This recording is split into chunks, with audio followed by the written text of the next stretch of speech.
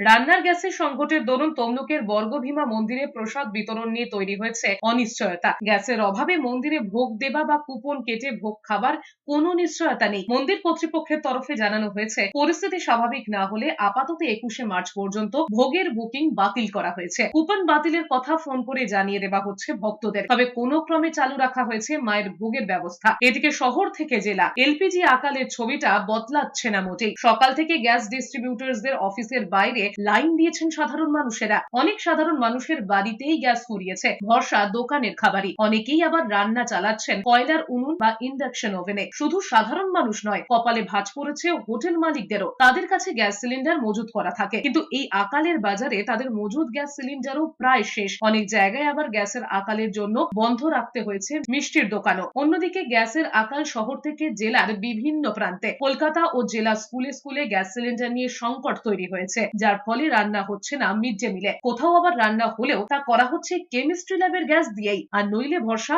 শুধু ডিম সিদ্ধ। অন্যদিকে রামপুরহাট মেডিকেল কলেজেও গ্যাসের আকাল। পড়ুয়া চিকিৎসক ও নার্সদের ক্যান্টিনে গ্যাসের সমস্যা। বর্ধমানেও রান্নার গ্যাসের জন্য হাহাকার। ডিস্ট্রিবিউটরদের অফিসের সামনে লম্বা লাইন। বাঁকুড়াতেও রান্নার গ্যাসের জন্য চিন্তায় সাধারণ মানুষ। একই ছবি কোচবিহারেও। রান্নার গ্যাসের আকাল দেখা গিয়েছে উত্তরবঙ্গের এই জেলাতেও। গ্যাস বুক করতে না পেরে দুশ্চিন্তায় সাধারণ মানুষ। সংকটে গ্যাস নেই, সারা কলকাতায় আমাদের সাপ্লাই তো সংকটে আছেই।